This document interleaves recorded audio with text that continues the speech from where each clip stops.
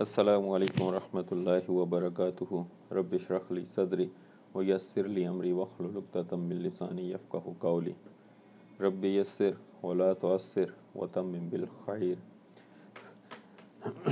अच्छा, हम लोगों ने लास्ट लेक्चर में देखा था जी इंडिपेंडेंट ट्रायल्स, और इंडिपेंडेंट ट्रायल्स में हमने देखा था कि हमारे पास जो एक एक्सपेरिमेंट है उसके अंदर हम जो मुख्तलिफ सब एक्सपेरिमेंट्स करते हैं, सो वो एक दूसरे से इंडिपेंडेंट होते हैं।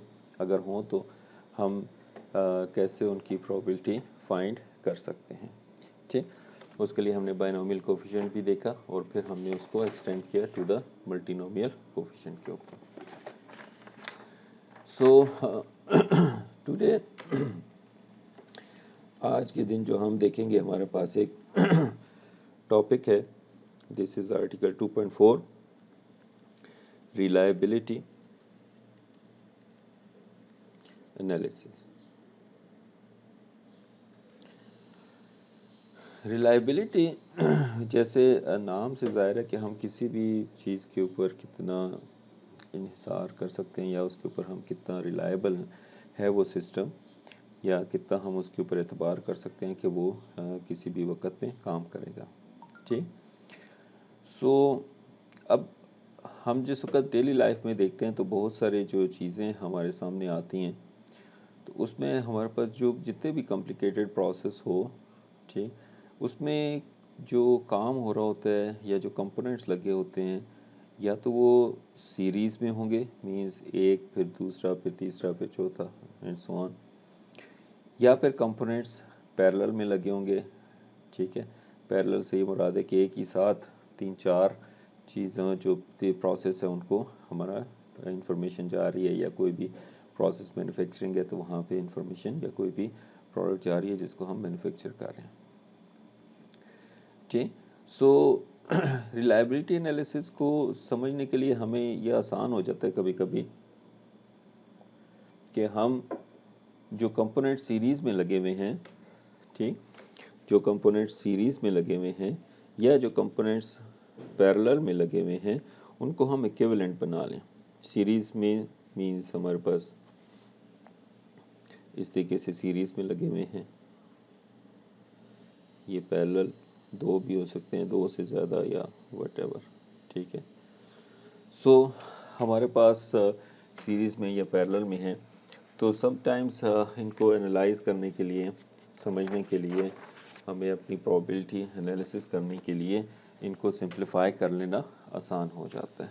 ठीक, मींस ये हमारे पास सपोज ये तीन है, ये भी हमारे पास तीन है, ये तीनों अब सीरीज़ में लगे हुए हैं या हमारे पास पैरेलल में लगे हुए हैं। ठीक, अब इनको वन बाय वन डिस्कस करते हैं कि सीरीज़ में लगे होंगे तो कैसे हम उनकी प्रोबेबिलिटी एनालाइज कर सकते हैं, और पैरेलल में है तो हम उन्हें कैसे एनालाइज कर सकते हैं। सो सबसे पहले हम इनको देखते हैं सीरीज़ में। सो सीरीज़ में जब हम कंपोनेंट लगाते हैं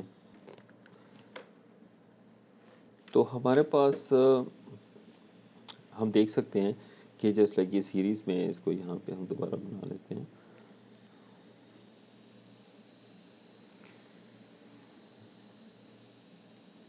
हम कोई भी इंफॉर्मेशन जब इसको सेंड करेंगे, ठीक, कोई भी इंफॉर्मेशन सेंड करेंगे तो वो हर एक जो ये ब्लॉक है या जो हर एक कंपोनेंट है, ये इसको प्रोसेस करके फिर नेक्स्ट ब्लॉक को देगा, फिर ये प्रोसेस करके इसको नेक्स्ट ब्लॉक को देगा, और यहाँ पे हमारे पास फिर सपोज ये अगर जो भी है इनपुट है तो हमारे पास कोई आउटपुट आएगी। अब इस सीरीज़ के अंदर एक इशू ये होता है कि अगर हमारे पास एक भी कंपोनेंट ख़राब हो जाए तो हमारे पास पूरे का पूरा जो प्रोसेस है वो रुक जाएगा। ठीक, हमारे पास वो पूरे का पूरा क्या है, प्रोसेस रुक जाएगा। ठीक, मीन्स इसका ये मतलब है कि इसमें इस सीरीज़ के अंदर जितने भी सपोज ये अगर n लगे हुए हैं या k लगे हुए हैं हमारे पास कंपोनेंट सीरीज़ में हैं, तो इन सारे कंपोनेंट्स सक्सेसफुल ऑपरेशन के लिए हमें इन सारे कंपोनेंट्स का वर्किंग ऑर्डर में होना ज़रूरी है, अदरवाइज़ हम इनको एनालाइज नहीं कर सकते, या हमारे पास जो इनपुट से आउटपुट है वो जनरेट नहीं होगी। ठीक, सो सपोज करते हैं कि हर एक जो कंपोनेंट है उसकी जो प्रोबेबिलिटी है वो p है, सक्सेस होने की जो उसकी प्रोबेबिलिटी है P। सो प्रोबेबिलिटी ऑफ, अगर हमारे पास n कंपोनेंट्स इन सीरीज हैं, n कंपोनेंट्स हैं हमारे पास इन सीरीज सी, तो हमारे पास जो पी डब्ल्यू जो है हमारे पास के ऑपरेशन सक्सीड होगा, उसकी जो प्रोबेबिलिटी है वो हमारे पास पी डब्ल्यू जो हमारे पास आएगी वो सिंपली क्या होगी, क्योंकि हर एक ऑपरेशन को सक्सेसफुल होना ज़रूरी है। सो इट मीन्स कि ये W1, W2, W3, W4 and so on up to WN आ जाएंगे। ठीक, अब क्योंकि हर एक की जो प्रोबेबिलिटी है वो हमारे पास P है और दे आर इंडिपेंडेंट ऑब्वियसली, क्योंकि हर कंपोनेंट एक इंडिपेंडेंटली काम कर रहा है। मीन्स अगर वो ख़राब भी हो जाए तो वो ऑब्वियसली पूरा सिस्टम तो रुक जाएगा, लेकिन किसी एक के ख़राब होने की या सक्सेस होने की प्रोबेबिलिटी से इंडिपेंडेंट है।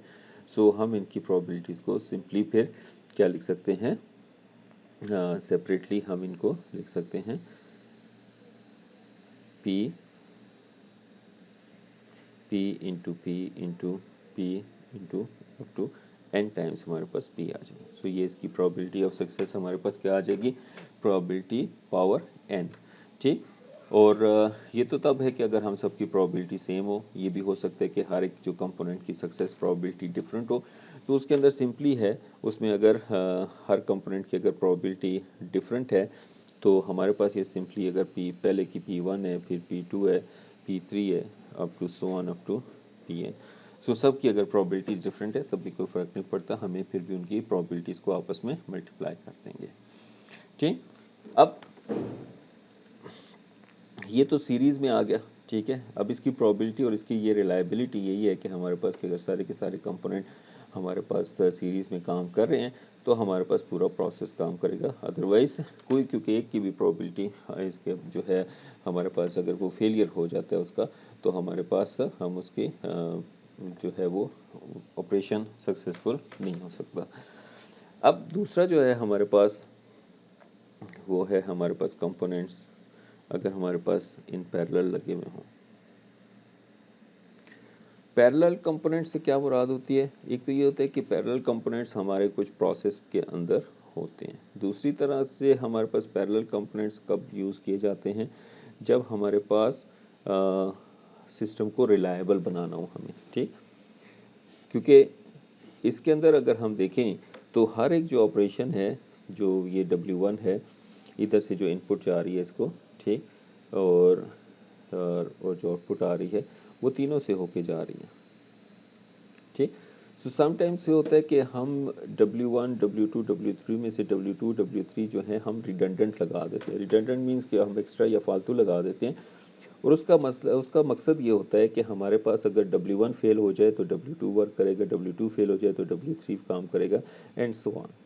ठीक, मीन्स जैसे हमने पहले एक एग्जांपल भी देखी थी जिसमें हमने नंबर ऑफ बिट्स एक्स्ट्रा भेजे थे। एक ज़ीरो को रिप्रेजेंट किया था हमने 5 बिट्स ज़ीरोस के साथ, और हमने उसमें देखा था कि जितने हम उसके अंदर रिडंडेंसी बढ़ाते जाएंगे उतनी हमारे पास सिस्टम की रिलायबिलिटी बढ़ती जाएगी, उसकी प्रोबेबिलिटी हमारे पास कि एक्यूरेट डेटा डिकोडिंग होगा एट द आउटपुट के ऊपर, तो वो बढ़ती जाएगी। सिमिलरली यहाँ पर भी है, नॉर्मली स्पेसशिप्स में या जो आपके एयरप्लेन्स होते हैं उनके अंदर जो कंप्यूटर्स लगाए जाते हैं वो रिडंडेंट पैरेलल में लगाए जाते हैं, ताकि अगर एक कंप्यूटर किसी वजह से फेल हो गया तो दूसरा काम करे, दूसरा फेल हो गया तो तीसरा काम करे, and so on. Means it depend कि हम उसके अंदर कितनी रिडंडेंसी रखना चाहते हैं। ठीक है, तो वो उस पर डिपेंड करता है। अब इसके अंदर एक जो अहम चीज़ है कि ये सिस्टम को फेल होने के लिए, जब कंपोनेंट्स पैरेलल में लगे हुए हैं, इस सिस्टम को फेल होने के लिए ये सारे के सारे कंपोनेंट्स को फेल होना ज़रूरी है। ठीक है, अगर ये सारे के सारों में से कोई एक भी काम कर रहा होगा तो सिस्टम काम करेगा। अगर सिस्टम अगर काम नहीं कर रहा तो इसका मतलब कि ये सारे के सारे फेल हो चुके हैं। ठीक है, सो उसके लिए हमें क्या करना पड़ेगा कि हमें पहले प्रोबेबिलिटी निकालनी पड़ेगी इसकी कि ये कोई भी सिस्टम काम नहीं कर रहा। ठीक है, कि ऑल एलिमेंट्स फेल हो जाते हैं, उसकी क्या प्रोबेबिलिटी है। ठीक है, ऑल एलिमेंट्स फेल हो जाते हैं। ठीक है, तो उसकी प्रोबेबिलिटी क्या आएगी। अब क्योंकि प्रोबेबिलिटी ऑफ सक्सेस जो है हमारे पास P है हर कंपोनेंट की। ठीक है, प्रोबेबिलिटी ऑफ सक्सेस P है हमारे पास, तो प्रोबेबिलिटी ऑफ फेलियर क्या होगी। ठीक है, मीन्स यहाँ पे हम लिख लेते हैं सक्सेस की प्रोबेबिलिटी क्या है P, तो फेलियर की प्रोबेबिलिटी क्या होगी हमारे पास 1 माइनस पी सिंपली। सो किसी भी कंपोनेंट को यहाँ पे फेल होने के लिए क्या ज़रूरी है कि सारे के सारे कंपोनेंट्स फेल हो जाएं, ठीक है। तो सारे के सारे कंपोनेंट्स फेल होने से क्या मुराद है कि हमारे पास W1 भी फेल हो गया, W2 भी फेल हो गया। अगर हमारे पास n कंपोनेंट्स हैं तो हमारे पास nth कंपोनेंट भी फेल हो गया। तो उस सूरत में हमारे पास ये क्या आ जाएगा 1 minus P so on up to 1 minus p n times, so that will be 1 minus p power n। ठीक, अब हमें ये तो पता चल गया कि फेलियर की प्रोबेबिलिटी क्या है इसकी, तो सक्सेस की प्रोबेबिलिटी निकालना आसान है, ठीक है से, क्योंकि हमें पता है एक सिंपल रिलेशन प्रोबेबिलिटी का, और वो क्या है कि probability of a plus probability of a complement is equal to 1। तो इसी रिलेशन को हम यूज़ करते हुए हम यहाँ पे लिख सकते हैं कि probability of W will be then 1 minus probability of failure, ठीक है। So 1 minus p power n।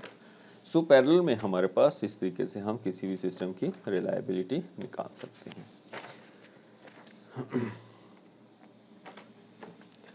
अच्छा, अब एक एग्जांपल देखते हैं, ठीक। अच्छा, सिमिलरली अगर ये अगर इनकी प्रोबेबिलिटीज डिफरेंट भी हो, जैसे P1, P2, P3, P4, तो तब भी हमारे पास इसको फाइंड करना कोई इतना मुश्किल काम नहीं है। तो उस सूरत में PWC जो हमारे पास आ जाएगा that will be 1 minus P1, 1 minus P2 up to so on 1 minus Pn, ठीक है। सो उसमें कोई इशू नहीं है। और इसी तरीके से P ऑफ W जो हमारे पास आ जाएगी वो 1 माइनस ये सारा आ जाएगा 1 minus P1 into 1 minus P2 up to 1 minus Pn। So ये सूरत में है कि अगर हम कहते हैं कि हर एक जो कंपोनेंट है उसकी प्रोबेबिलिटी डिफरेंट है, ठीक, सक्सेस की, तो उस सूरत में फिर फेलियर की प्रोबेबिलिटी भी ऑब्वियसली डिफरेंट हो जाएगी। अच्छा, अब एग्जांपल देखते हैं हम, इसकी एग्जांपल 2.4, ठीक है। इसमें क्या कहते हैं, an operation consist of 2 redundant parts. हमारे पास 2 रिडंडेंट पार्ट्स हैं।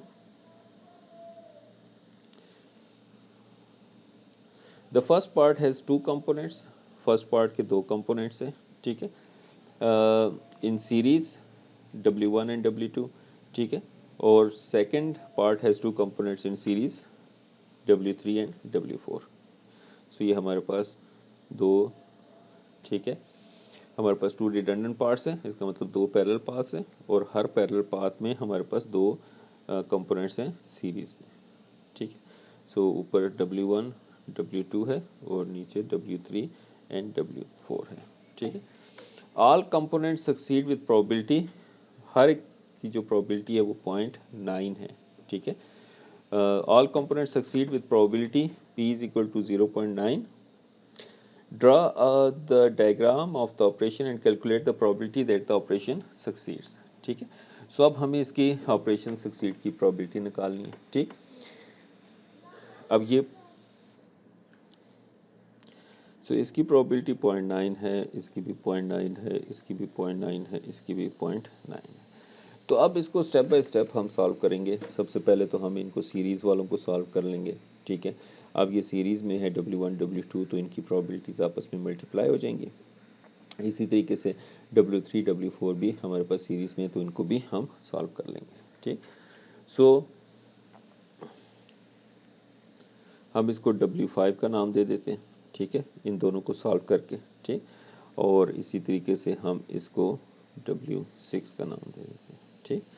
अब इसकी जो प्रोबेबिलिटी है वो दोनों की आपस में मल्टीप्लाई हो जाएगी, तो 0.9 इंटू 0.9 वो आ जाएगी 0.81, और इसकी भी 0.81, ठीक।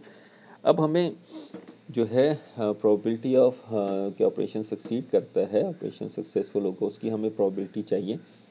अब सीरीज़ वालों की तो हमने सिंपली निकाल ली, ठीक है, मीन्स के P W5 क्या था हमारे पास, सिंपली PW1 W2, ठीक, which was 0.P into P और P square, so this was 0.9 square 0.81। तो सिमिलरली PW6 भी हमारे पास क्या आ जाता है, PW3 W4, ठीक, which is P square 0.9 square which is equal to 0.81। ठीक, अब ये पैरेलल में आ जाते हैं। तो पैरेलल के लिए हमने देखा कि हम पहले इसकी प्रोबेबिलिटी निकाल लेते हैं कि इसके फेलियर की क्या प्रोबेबिलिटी है। ठीक, तो फेलियर की प्रोबेबिलिटी हमारे पास क्या आ जाती है, PWC। ठीक, इसको हम 7 का नाम दे देते हैं। ठीक, 7 का नाम दे देते हैं क्योंकि ये हमारे पास एक और नया कंपोनेंट बन जाएगा, मीन्स इस तरीके से, जिसको हम पैरेलल सॉल्व करेंगे। ठीक है, तो इसका कंप्लीमेंट की निकाल लेते हैं पहले। तो वो क्या आ जाएगा, probability of W5 complement W6 complement. ठीक, सो वो क्या आ जाता है, 1 माइनस 0.81 इंटू 1 माइनस 0.81। ठीक, सो इसको सॉल्व कर, तो ये हमारे पास आ जाता है 0.0361। अब प्रोबेबिलिटी ऑफ सक्सेस, सॉरी इसको 7, probability of success of this final component हमारे पास क्या आ जाएगी, that will be 1 minus PW7 complement, so 1 minus 0.0361। सो ये आ जाएगी हमारे पास 0.964। ठीक, सो ये हमारे पास आगे रिलायबिलिटी की इसकी जो प्रोबेबिलिटी है कि हमारे पास कि जो सक्सेस प्रोबेबिलिटी है, ठीक, जो ये हमारे पास जो फाइनल बन गया है W7, इसकी प्रोबेबिलिटी 0.964 है। ठीक,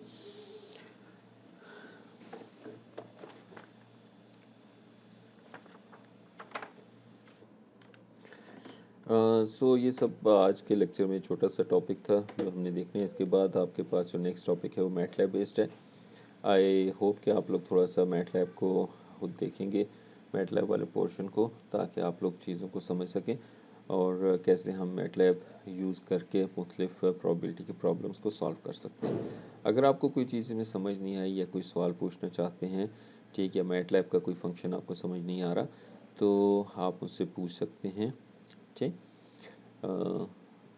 अस्सलामु अलैकुम वरहमतुल्लाहि वबरकातुहू।